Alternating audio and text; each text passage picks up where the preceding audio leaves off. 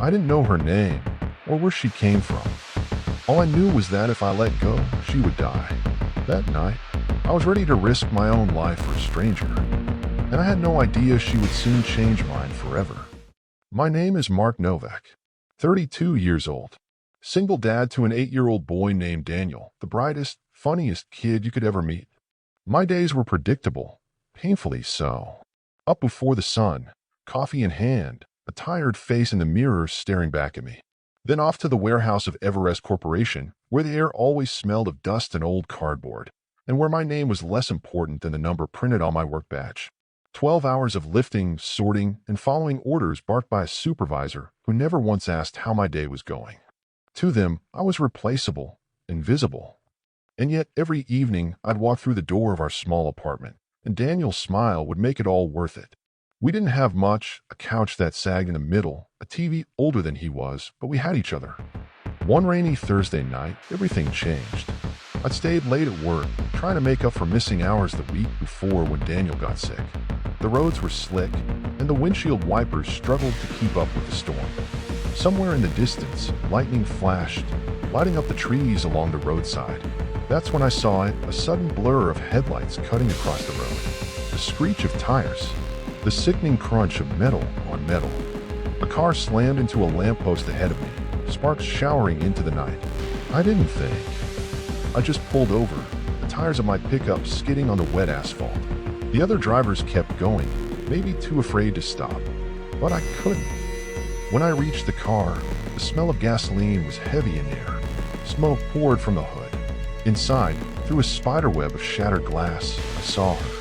She was breathtaking. Long dark hair matted with rain, skin pale against the shadows. A thin streak of blood traced down from her temple. But beauty didn't matter. Not right now. She was unconscious, and the flames under the hood were growing.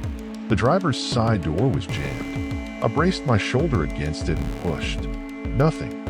I kicked once, twice, until the metal groaned and gave way. Rain soaked my clothes, steam hissed from the engine, and every instinct screamed at me to get away. But I couldn't leave her. I unbuckled her seatbelt and lifted her into my arms. She was lighter than I expected, her head falling against my shoulder as I carried her away. Just as I reached the grass by the roadside, the engine roared and flames swallowed the front of the car. I laid her down gently. For a moment, I thought she wasn't breathing. But then her chest rose, shallow but steady. I called for an ambulance, my hands trembling, not from fear, but from the rush of knowing I'd gotten her out in time. Her name was Anna Carter, 25 years old. She'd been driving home from a late meeting when a truck swerved into her lane. She woke briefly in the ambulance, her eyes fluttering open to meet mine. "You saved me," she whispered, before slipping back into unconsciousness. Over the next few days, I visited her in the hospital. At first, I told myself it was just to make sure she was okay. But when I walked into her room, she would smile, and something in me shifted. Anna was different. Warm. Funny. She made jokes about the hospital food, rolled her eyes when nurses fussed over her. She asked about me, about Daniel, and she listened like no one else had in years. One afternoon, I brought Daniel with me. He was shy at first, hiding behind my leg. But Anna knelt down to his level, smiling. "You must be the brave kid your dad talks about," she said. Daniel beamed, and just like that, they were talking about superheroes.